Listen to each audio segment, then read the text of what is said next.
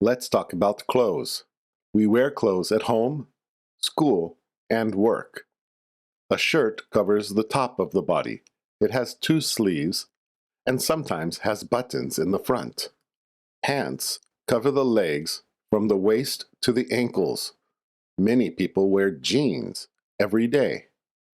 A dress is one piece of clothing for the whole body. Women and girls often wear dresses.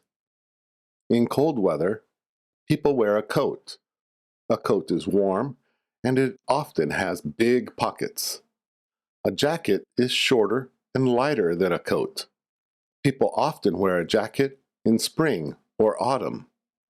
We wear shoes on our feet. Shoes protect our feet and come in many styles and colors. We wear socks under our shoes. Socks keep the feet warm and dry.